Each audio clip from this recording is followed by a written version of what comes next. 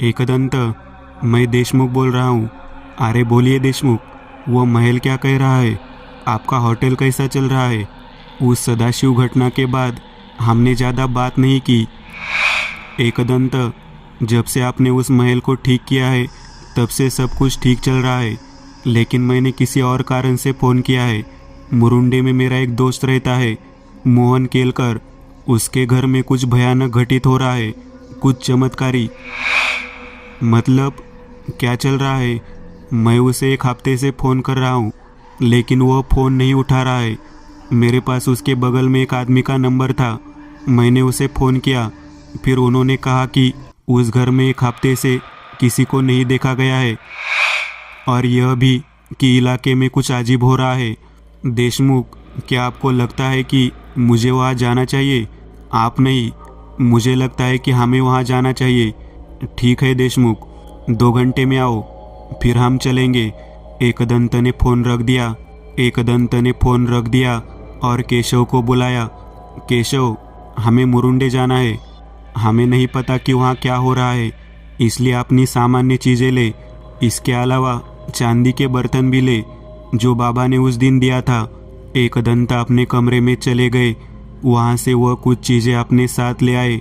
सारी तैयारी करने के बाद वे देशमुख का इंतज़ार कर रहे थे, और जल्द ही देशमुख आ गए। वे तीनों मुरुंडे की ओर चल पड़े। शाम करीब 6 बजे वे उस गांव में पहुंचे। गांव पुराने ज़माने का लग रहा था, लेकिन कुछ घर नए स्टाइल के थे। वे केलकर के घर के सामने आए। उस इलाके के घर एक दूसरे से काफ़ी दूर थे। देशमुख कार से बाहर निकले और गेट खोला। घर पुराना था, लेकिन कुछ निर्माण नए ज़माने का लग रहा था। एक तरफ पतरे का कार शेड था, उसमें 2 कारें खड़ी थी। केशव ने कार उसके पीछे खड़ी कर दी। एक तरफ आंगन था और उसके आगे एक चौतरे पर घर था। सामने एक छोटा सा तंबू जैसा भाग था। वहाँ से अंदर जाने के बाद घर का मुख्य दरवाज़ा था, मुख्य बैठक कक्ष, जिसके बगल में एक कमरा है। लिविंग रूम के आगे किचन है, और उसके पास में 2 कमरे और थे। पीछे एक खुली जगह थी, और उसके बाहर एक बाड़ की दीवार थी। घर का दरवाज़ा आधा खुला था। एकदंत कार से उतरकर उस तरफ देख ही रहे थे कि गेट के बाहर से किसी की आवाज़ आई। देशमुख ने उस ओर देखा। आवाज़ उन्हें परिचित लग रही थी, इसलिए वे गेट के पास पहुँचे। क्या आप मोहिते हैं? हाँ। क्या आपने मुझे फ़ोन किया था? हाँ, मैं देशमुख हूँ, केलकर का करीबी दोस्त। पिछले हफ्ते से कोई उस तरफ नहीं घूम रहा है देशमुख। आपने मुझे फ़ोन किया तो मैं यहाँ आ गया। क्यों, क्या हुआ? अंदर आओ और विस्तार से बताओ। नहीं, मैं अंदर नहीं आऊँगा, जो भी हो यही कहो। देशमुख ने एकदंत और केशव को बुलाया। एकदंत, यह मोहिते है। मैं उन्हें अंदर बुला रहा था, लेकिन वे अंदर आने के लिए तैयार नहीं है। क्या हुआ मोहिते? एकदंत ने उनकी ओर देखते हुए पूछा। यह घर लोगों को निगल रहा है। पहले तो वे तीनों चले गए, और अब पिछले हफ्ते संजय की लाश यहाँ इसी घर के आंगन में पड़ी थी। उसके पूरे शरीर के चीथड़े उड़े थे, खून की एक बूंद भी नहीं बची थी। ऐसा भयंकर मंजर अपने पूरे जीवन में किसी ने नहीं देखा था। 2 लड़कों ने जैसे तैसे शव को कपड़े में लपेटकर अंतिम संस्कार किया। उस दिन के बाद इस घर में कोई नहीं आया। क्या? और उस केलकर का क्या हुआ? करीब 10-12 दिन पहले उन केलकरों के घर कोई आया।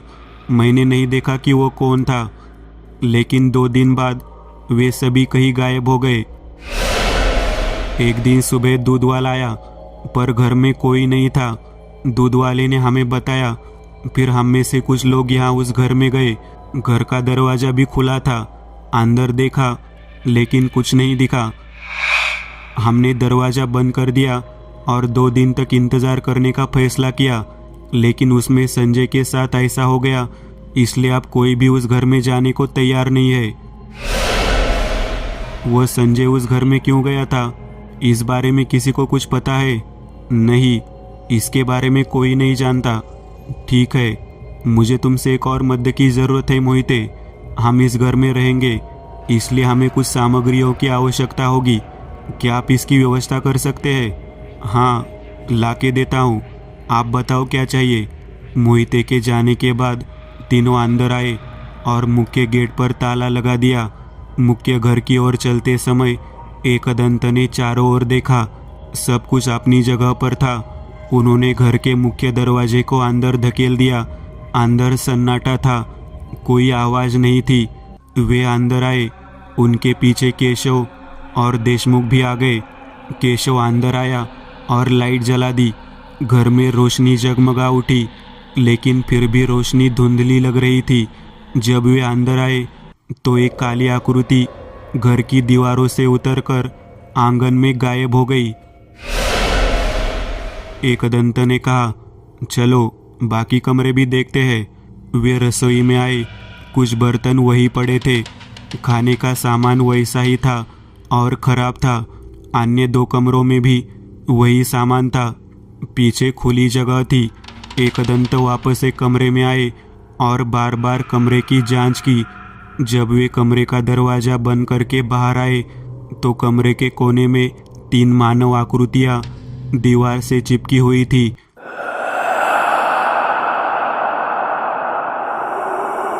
जब एकदंत बाहर आ रहे थे तो कमरे का दरवाज़ा थोड़ा खुला था। उन्होंने जैसे ही पीछे मुड़कर देखा तो उन्हें कोने में एक महिला दिखाई दी और वो एक पल में गायब हो गई। उन्होंने वैसे ही अंदर देखा, लेकिन अंदर कोई नहीं था। बाहर निकलते समय उनका ध्यान देवघर की ओर गया। रसोई के पास लकड़ी का एक छोटा सा मंदिर था। उसमें कुछ देवताओं की तस्वीरें थी, लेकिन उन सभी पर फंगस जम गया है। देवघर पूरा काला पड़ गया था। वे देवघर को ध्यान से देख रहे थे। देवघर के पीछे लकड़ी के फ्लोर पर एक काली आकृति थी। वे नहीं समझ पा रहे थे कि यह कोई चेहरा है या कुछ और। उनके पीछे केशव खड़ा था। केशव, छोटी वाली टॉर्च दे। लेकिन केशव की ओर से कोई जवाब नहीं आया। अरे देना। एकदंत ने पीछे मुड़कर देखा तो पीछे कोई नहीं था। एकदंत ने केशव को जोर से आवाज़ दी। वह लिविंग रूम से रसोई की ओर बढ़ा। क्या हुआ एकदंत? कुछ नहीं, मुझे बस छोटी टॉर्च दे। केशव टॉर्च देकर बाहर आया, लेकिन एकदंत सोच रहे थे। उन्हें स्पष्ट आभास हो गया था कि उनके पीछे कोई है। उन्होंने मंदिर के अंदर टॉर्च घुमाई और आकृति का निरीक्षण करके अपने मोबाइल फ़ोन से फ़ोटो खींची, लेकिन वो फ़ोटो साफ नहीं थी। उन्होंने अपनी छोटी सी डायरी में इसका एक रेखा चित्र रखा। उन्होंने मंदिर से सभी देवताओं को शुद्ध किया और उनकी पूजा की। उस पर कुमकुम और हल्दी डालकर वहाँ दीपक जलाया। वे उठकर हॉल में आ गए। एकदंत, तुम इतनी देर तक उस मंदिर के पास क्या कर रहे थे? अरे मैं देख रहा था माहौल पर क्या असर हो रहा है। एकदंत ने मुस्कुराते हुए कहा। कैसा असर? उसी समय मोहिते आवश्यक सामग्री ले आया। कुछ देर बाद वे तीनों फिर देवघर के पास आ गए।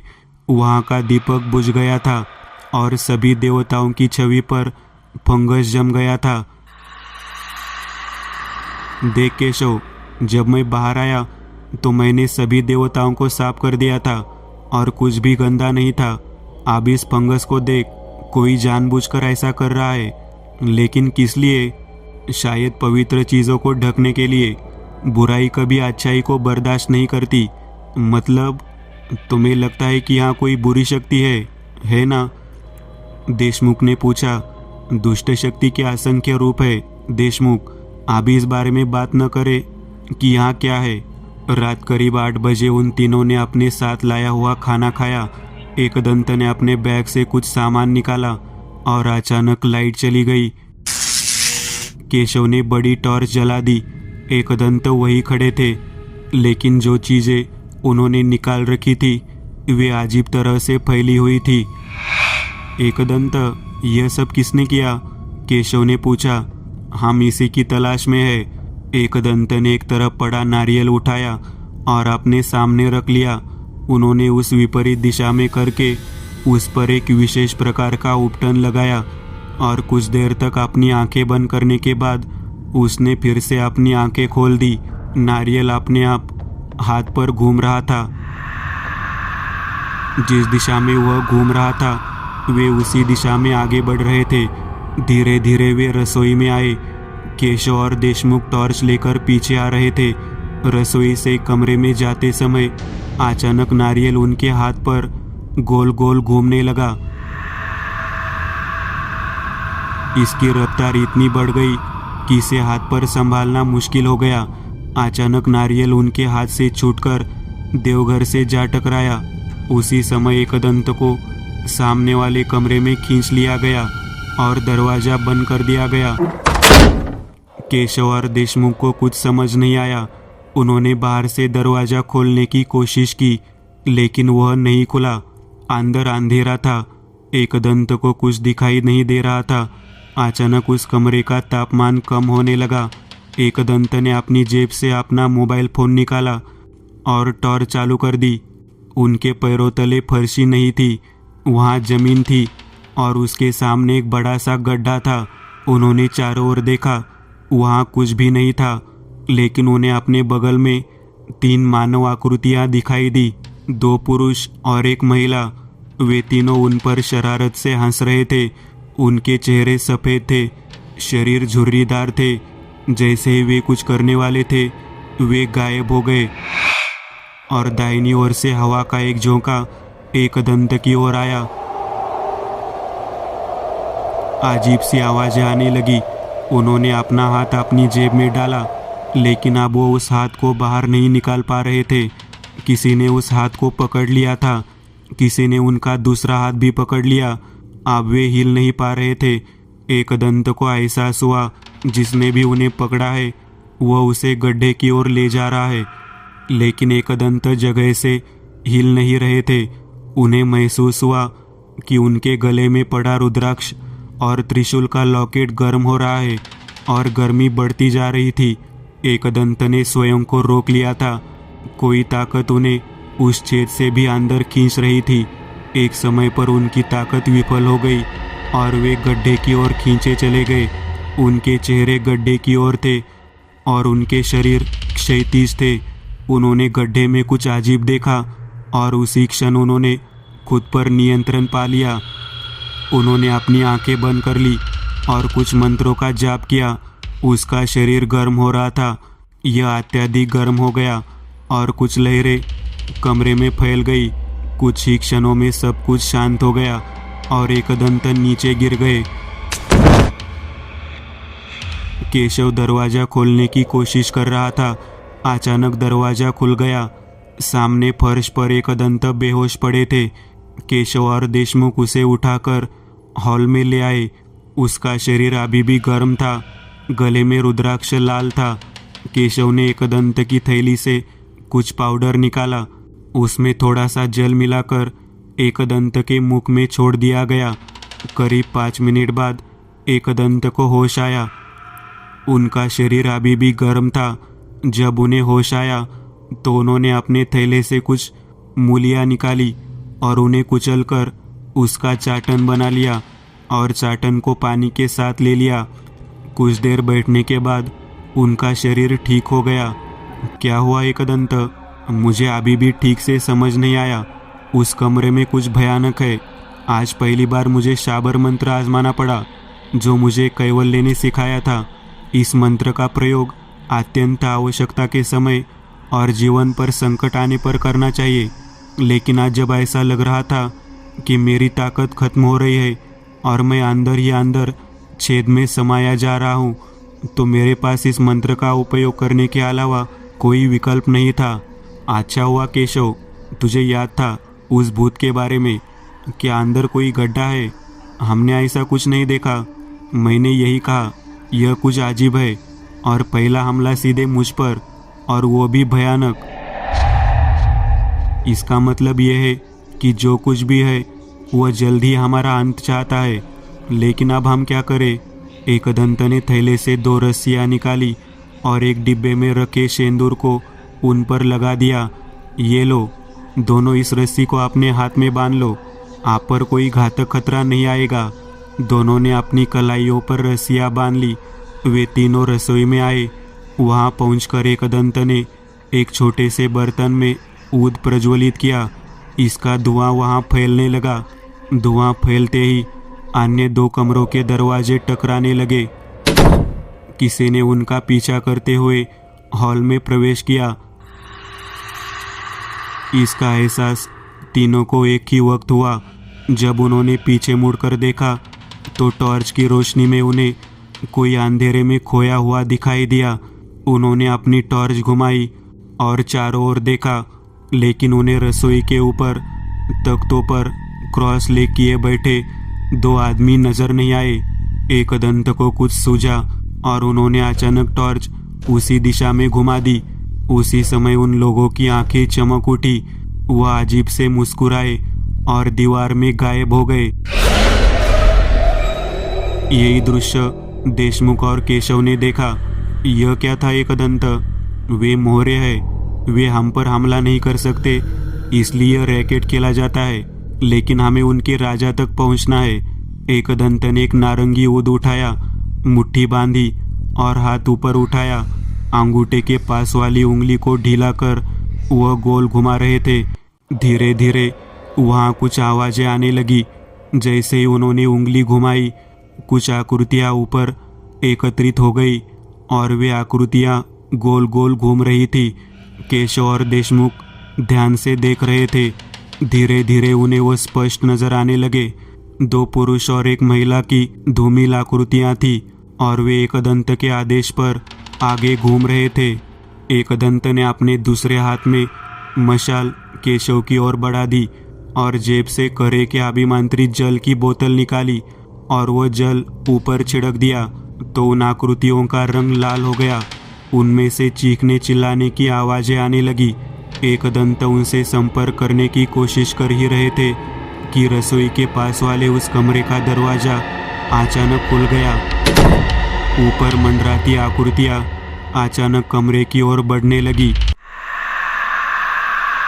केशव, जल्दी से वो चांदी का बर्तन ला, एकदंत चिल्लाए।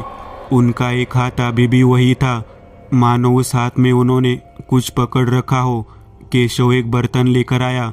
एकदंत ने कहा, उस बोतल का पानी उसमें डाल और नीले कागज में रखा ऊद भी। केशव ने वैसा ही किया। एकदंत घुटनों के बल बैठ गए और अपनी मुट्ठी नीचे करके कटोरे के पास ले गए और उसे छोड़ दिया। अचानक उस कमरे का दरवाजा धड़ाम से बज उठा। केशव, यह बर्तन उठा और हॉल में ले जा, एकदंत ने कहा। वे तीनों हॉल में बैठे थे। बीच में बर्तन था, इसमें कुछ लहरें उमड़ रही थी। एकदंत ने करे के जल की एक बूंद उस घड़े में गिरा दी। अचानक पानी उछला और मनुष्य का रूप धारण कर लिया। यह देखकर देशमुख और केशव चौंक कर पीछे हट गए। कौन है तू? मैंने तुझे इस घर में कई बार देखा है, एकदंत ने कहा। मैं आदित्य हूँ, मोहन मामा का भांजा। तू ऐसी हालत में कैसे? और केलकर कहाँ है? उसने हमें इस तरह बनाया। किसने? नहीं, उसका नाम नहीं ले सकते। उसने मामा मामी को भी अंदर खींच लिया है। मेरा हाल भी वैसा ही होगा। अच्छा, ठीक ठीक बता क्या हुआ? आदित्य ने जो कहानी बताई वह कुछ इस तरह थी। करीब 10-12 दिन पहले वह अपने मामा यानी केलकर से मिलने जा रहे थे। सड़क पर टायर पंचर के कारण उसे देर हो गई। रात के 10 बज चुके थे। आदित्य गाड़ी चला रहा था, लेकिन धीरे धीरे कोहरा बढ़ता जा रहा था। उसे सामने कुछ भी नजर नहीं आ रहा था। तभी बारिश शुरू हो गई, इसलिए उसने कार को सड़क से हटाया और लाइट चालू कर दी। वह कोहरा छंटने का इंतज़ार कर रहा था। सड़क के किनारे घनी झाड़ी थी। वह इधर उधर देख ही रहा था कि उसे सामने एक लड़की झाड़ी में जाती हुई दिखाई दी। जैसे उसने झाड़ी के अंदर देखने की कोशिश की, उसे दूर पर एक रोशनी चमकती हुई महसूस हुई। उसने कार से छाता लिया और नीचे उतर गया। वह वहाँ आया जहाँ से लड़की झाड़ी में गई थी। वहाँ से एक रास्ता झाड़ी की ओर जाता था। वह भूखा था, इसलिए वह यह देखने के लिए रास्ते पर चलता रहा कि क्या उसे कोई घर दिख सकता है। कुछ दूर जाने पर उसे एक पेड़ के नीचे आग जलती हुई दिखाई दी। उसके आसपास कुछ लोग बैठे थे और जिस लड़की को उसने देखा वो भी वही थी। वह आग के पास पहुंचा। उसे थोड़ा आश्चर्य हुआ कि वहाँ बारिश नहीं थी। क्या मेहमान, आप कौन है? एक आदमी ने आदित्य की ओर देखते हुए पूछा। मैं आदित्य वहाँ मुरुंडे जा रहा था, लेकिन बीच में रुक गया और यहाँ आ गया। मुझे भी भूख लगी थी और सड़क पर बहुत कोहरा है। यह अच्छा हुआ कि तुम यहाँ आ गए। यह रोटी लो और खाओ। मैंने कभी ज्वार की रोटी नहीं खाई। नहीं, रहने दो। आदित्य ने रोटी और उस आदमी के गंदे हाथों को देखते हुए कहा। ठीक है, फिर रहने दो। तुम कौन हो और यहाँ क्या कर रहे हो? हम यही है। वो किस प्रकार की बोतल है? आदमियों के बीच एक अजीब सी कांच की बोतल रखी हुई थी।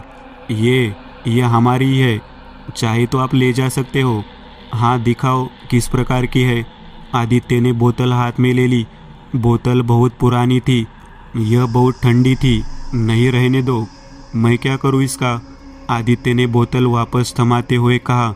ऐसे कैसे? आप इसे अपने पास रखो और इसे फेंकने के बारे में सोचना भी मत। उस आदमी ने थोड़ा क्रूर दृष्टि से कहा। आदित्य की नज़र सामने लड़की पर गई जो उसे देखकर मुस्कुरा रही थी। इतने में वह बोली, चलो, मैं तुम्हें तुम्हारी कार तक छोड़ दूंगी।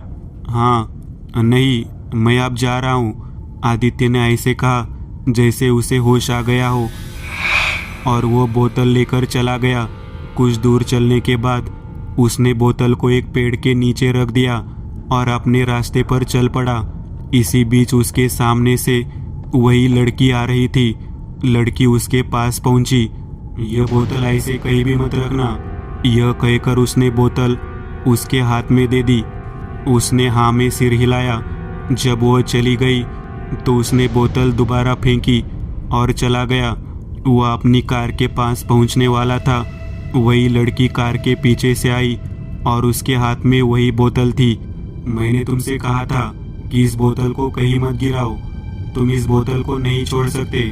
उसने बोतल उसे वापस दे दी और जंगल में गायब हो गई। आदित्य हताश था। उसे एहसास होता है कि यह निश्चित रूप से एक भयानक मामला है और इस बोतल से कोई बच नहीं सकता है। इसलिए वो बोतल वापस करने उन लोगों के पास गया। वह उस स्थान पर पहुंचा। वहाँ न तो आग थी और न ही लोग। उसके दिमाग के पुर्जे हिल चुके थे। उसने बोतल लेकर केल करके घर जाने का फैसला किया। जब वह घर पहुंचा तो मोहन और उसकी पत्नी अर्चना उसका इंतज़ार कर रहे थे। उसने बोतल बैग में रख ली। बहुत रात होने के कारण उसने थोड़ा खाया और सो गया। रसोई से सटे कमरे में उसकी व्यवस्था की गई थी। उसने बैग रखा और उसमें से बोतल निकाली। उसे समझ नहीं आया कि इसमें क्या है। उस बोतल का ढक्कन अजीब तरीके से बंद था। उसने इसे खोलने की कोशिश की, लेकिन यह नहीं खुला। अंदर जो था उसने उसे चैन नहीं लेने दिया। उसने धीरे से बोतल का ढक्कन तोड़ने की कोशिश की। तभी अचानक जोर की आवाज़ हुई और बोतल फट गई। अचानक कमरे में अजीब सा धुआं हुआ। बोतल अंदर चली गई, जहाँ से वो फर्श पर गिरी। अंदर मार्ग में एक गड्ढा बन गया। आदित्य को कुछ समझ नहीं आया। वह घूरता रहा। रात के 2 बज चुके थे। मोहन और अर्चना अपने कमरे में सो रहे थे। अचानक मोहन जाग गए। उन्होंने दरवाजे के पास कुछ देखा। कोई खड़ा था। जब उन्हें पता चला कि दरवाजा अंदर से बंद है तो वे चौंक गए। अब वहाँ कोई नहीं था। अचानक उनके कमरे का दरवाजा बजने लगा। तभी वह उठकर दरवाजे के पास गए और दरवाजा खोल दिया। आदित्य दरवाजे पर खड़ा था। क्या हुआ आदित्य? वो मेरे कमरे में कुछ है, देखिए ना। क्या हुआ? चल देखते हैं। उस कमरे का दरवाजा धकेलते हुए वे अंदर दाखिल हुए। आदित्य उनके पीछे था। वे अंदर गए और सामने का दृश्य देखकर दंग रह गए। सामने एक गड्ढा था और उस गड्ढे पर आदित्य का आंशिक शरीर पड़ा हुआ था। उसका कमर से नीचे का शरीर खत्म हो गया था। मोहन ने चौंक कर पीछे देखा तो उसके पीछे आदित्य था। अब वे हिल गए। उन्हें कोई अंदाजा नहीं था कि यह क्या था। इतने में पीछे मौजूद आदित्य ने पीछे से उसकी गर्दन में हाथ डाला और सामने से निकाला। मोहन की गर्दन से खून बहने लगा, लेकिन उससे निकलने वाला खून जमीन पर नहीं गिर रहा था। खून सीधे छेद में समा रहा था। धीरे धीरे उनका शरीर भी गड्ढे में खींच लिया गया। जब अर्चना जागती है तो देखती है कि मोहन आसपास नहीं है। वह उन्हें ढूंढने के लिए बाहर आती है। दूसरे कमरे का दरवाज़ा खुला था तो वह कमरे में आ गई। सामने कुछ भी नहीं था। कमरा वैसा ही था जैसा हमेशा था, लेकिन मोहन और आदित्य उसके एक कोने में बैठे थे। तुम दोनों यहाँ क्या कर रहे हो?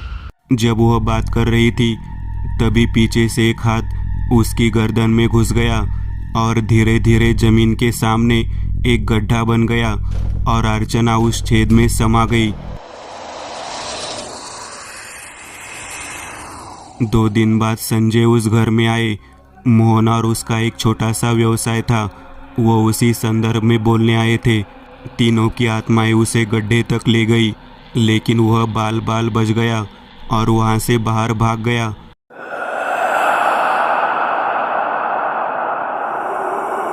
लेकिन तब तक उसके शरीर का सारा खून सोख लिया गया था। इतना कहकर आदित्य रुक गया। यह सब कौन कर रहा है? वास्तव में उस छेद में क्या है? वह जोटिंग कर रहा है। क्या जोटिंग? एकदंत ने कहा। एकदंत, यह जोटिंग क्या है? केशव ने कहा। भूतों का राजा जोटिंग, जिसकी शक्ति की कोई सीमा नहीं है। लेकिन क्या यह सचमुच जोटिंग है? क्योंकि अगर ऐसा होता तो हम इतने लंबे समय तक जीवित नहीं रहते। हाँ, जोटिंग, लेकिन पूरी तरह से नहीं, आदित्य ने कहा। मतलब वास्तव में क्या? तो मैं उस बोतल में जो लाया था वो उस जोटिंग का हिस्सा था। केशव, आप बस इतना ही बचा था, एकदंत ने हल्की सी मुस्कान के साथ कहा। आप क्या करें एकदंत? उस थैले में से लकड़ी का बक्सा निकाल और मुझे दे। केशव ने लकड़ी का बक्सा एकदंत को दिया। एकदंत ने कूद लिया और तेजी से उसे आदित्य की आकृति की ओर फेंक दिया। अचानक उसके मुंह से चीख निकली और उसी समय एकदंत ने डिब्बा खोला। डिब्बे के भीतर वह आकृति चली गई। उन्होंने उसका ढक्कन बंद कर दिया। उसी समय हवा चलने की आवाज आई, लेकिन घर में ऐसा कुछ नहीं था। एकदंत का ध्यान रसोई की ओर गया। वहाँ कोई खड़ा था। टॉर्च की रोशनी के कारण उन्हें ठीक से दिखाई नहीं दे रहा था। उन्होंने बैग से कुमकुम पाउडर निकाला। उन्होंने उसे अपने हाथों में पकड़ लिया। केशव, यह बर्तन लेकर चल। एकदंत आगे बढ़े। वे दोनों उसके पीछे आए। रसोई के फर्श पर कुछ काले दाग थे। माहौल बिल्कुल शांत था। कोई आवाज़ नहीं थी। वे कमरे के दरवाजे के सामने ऐसी स्थिति में खड़े थे कि चारों ओर अंधेरा था और केवल टॉर्च की रोशनी थी। इसी बीच उन्हें पीछे से चीखने की आवाज़ सुनाई दी। जब उनका ध्यान पीछे गया तो रसोई की दीवार पर मोहन और अर्चना थे। उनकी आकृतियाँ दोनों हाथों और पैरों के सहारे दीवार से चिपकी हुई थी। चेहरे बिल्कुल सफ़ेद और आंखें काली पड़ गई। जैसे ही वे तीनों पर झपटे, एकदंत ने अपने हाथ में लिया कुंकू उनकी ओर फेंक दिया। उनकी आकृतियाँ हवा में घुल गई। एकदंत उस कमरे की ओर चल रहे थे। अचानक उन्हें पीछे खींच लिया गया। उनके पीछे देशमुख और केशव हवा में उड़े और पीछे गिर गए। वे उठने की कोशिश कर रहे थे, लेकिन उठ नहीं पा रहे थे। एकदंत हिल नहीं सके। इतने में उस कमरे का दरवाज़ा खुला और एकदंत को वापस उस कमरे में खींच लिया गया। टॉर्च नीचे गिर जाने के कारण आंशिक रोशनी थी। उस कमरे से बहुत भयानक बदबू आ रही थी। एकदंत जैसे तैसे खड़े हो गए। उनके सामने वही गड्ढा था। वह कुछ करने ही वाले थे कि पीछे से उनकी गर्दन में कुछ घुस गया, लेकिन वह आगे नहीं घुस सका। एकदंत ने पीछे मुड़ने की कोशिश की, लेकिन वह हिल नहीं सके। उन्हें अपनी गर्दन से खून बहता हुआ महसूस हो रहा था। धीरे धीरे वो खून तैरते हुए गड्ढे की ओर बढ़ने लगा। उनकी शक्ति क्षीण हो रही थी उन्होंने खुद को शांत किया। वे आंखें बंद करके स्थिर खड़े रहे। उन्होंने मूलाधार चक्र पर ध्यान केंद्रित किया। श्री गणेश मूलाधार चक्र के देवता है। उन्होंने गणेश जी का स्मरण किया और धीरे धीरे उनका मूलाधार चक्र जागृत हो गया। जैसे ही वह पूरी तरह से जागे, उनके शरीर से ऊर्जा की एक किरण निकली, जिसने उस ऊर्जा में उनके चारों ओर मौजूद 2 आत्माओं को नष्ट कर दिया। उन पर लगी बेड़ियां टूट गई और वे दोनों आज़ाद हो गए। एकदंत की गर्दन से खून बहना बंद हो गया था। उन्होंने खुद को संभाल लिया। केशव और देशमुख मुक्त हो गए। फिर एकदंत ने कुछ देर सोचा और थैले से एक नींबू निकाला। उस नींबू पर करे का जल डालकर कुछ मंत्रों का जाप किया और उस नींबू को घर में फेंक दिया। वह नींबू अपने आप पूरे घर में घूमता रहा। वे तीनों उस नींबू के पीछे जा रहे थे। नींबू पीछे एक कोने में जाकर रुक गया। केशव, वहाँ पड़ी कुदाल ले और यहाँ खोद। कुछ देर तक खुदाई करने के बाद केशव को वहाँ एक फर्श मिला। एकदंत ने उस फर्श को उठाया। उसके नीचे पीतल के मुखौटे थे। नारियल के अवशेषों के अलावा हल्दी, कुंकू और कुछ अन्य चीज़ें पड़ी थी। ये क्या है एकदंत? बताता हूँ, पहले पिशाचवेद निकाल। केशव ने एकदंत को पिशाचवेद दिया। घर के पीछे एक तरफ शहाली की व्यवस्था की गई है। उनमें से 3 एकदंत लेकर आए और उसे सामने रख दिया। उन मुखौटों के सामने आग जलाई गई। उन्होंने शहाली को अपने सामने रखकर पूजा शुरू कर दी। काफ़ी देर तक कुछ मंत्रों का जाप करने के बाद उन्होंने उन शहालों पर कुमकुम लगा दिया। वे शहाले कांप उठे। एकदंत ने उस शहाले को उठाया और अंदर आ गए। वे उस गड्ढे के पास गए और तीनों शहालों को उस गड्ढे में छोड़ दिया। छेद में एक अजीब सी रोशनी फैल गई। एकदंत ने अपने हाथ में चावल लिया, उस पर सिंदूर लगाया और कुछ मंत्रों का उच्चारण करते हुए चावल को गड्ढे में छोड़ दिया। धीरे धीरे यह गड्ढा भरने लगा और देखते देखते ही गड्ढा गायब हो गया। चल केशव, हमारा काम हो गया। वह इतना कह ही रहे थे कि सारी लाइटें जल उठी। एकदंत, यह क्या मामला था? देशमुख ने कहा। देशमुख, थोड़ा आराम कर लेते हैं, फिर बात करते हैं। बहुत थकान लग रही है। तीनों ने हॉल में आराम किया। तब तक सुबह हो चुकी थी। बाद में कॉफ़ी पीते हुए वे तीनों बात कर रहे थे। देशमुख, तुम्हें पूरी कहानी पता है जो आदित्य ने कही, लेकिन जिन लोगों ने वह बोतल दी थी वे भूत थे। कई साल पहले कोई बुद्धिमान तांत्रिक ने झोटिंग को नष्ट कर दिया था, लेकिन उसका एक हिस्सा नष्ट नहीं हो सका, इसलिए उसने इसे एक बोतल में बंद कर दिया। बाद में वह बोतल उन भूतों के हाथ लग गई। झोटिंग राक्षसों का राजा है, तो वह भूत उस बोतल की देखभाल कर रहे थे, लेकिन वे खुद उसे छुड़ाने के लिए कुछ नहीं कर सकते थे। इसलिए वे एक ऐसे आदमी की तलाश में थे जो खुद उनसे बोतल ले, और आदित्य ने खुद ही बोतल मांगी, तो आदित्य को वह बोतल मिल गई। तो क्या भूत स्वयं झोटिंग के उस हिस्से को मुक्त नहीं कर सकते थे? नहीं, क्योंकि वो बोतल मंत्रों से भरी थी। बाद में जिस घर में बोतल गिरी उसका कुछ हिस्सा जमीन में समा गया, क्योंकि वह रोशनी को बिल्कुल भी बर्दाश्त नहीं कर पाता था, इसलिए उसने खुद को छेद में रखा। वह मानव मांस और रक्त का शौकीन था, इससे उसे अपनी पूरी शक्ति मिल जाएगी। यह शुरुआत थी। 11 लोगों का खून लेने के बाद उसे अपना असली रूप मिलने वाला था। उसी झोटिंग से आदित्य, मोहन और अर्चना की मौत हुई। अतः उन तीनों की आत्माएं उसकी गुलाम बन गई। उन आत्माओं के कारण ही हमें कष्ट सहना पड़ा। लेकिन आपने उस शहाले के साथ क्या किया? यह एक बहुत ही अलग हिस्सा है। महत्वपूर्ण बात यह है कि झोटिंग को कोई नहीं रोक सकता, इसलिए उसके हिस्से को खत्म करना मेरी शक्ति से परे था।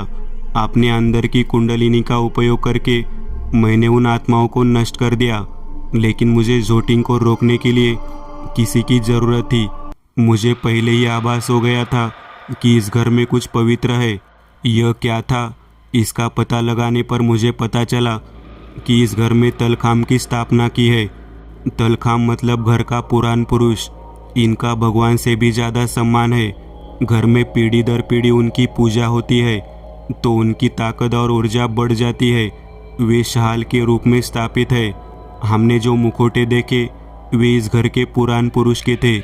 हर 3 साल के बाद होम हवन करके पुराण पुरुष की पुनः स्थापना की जाती है।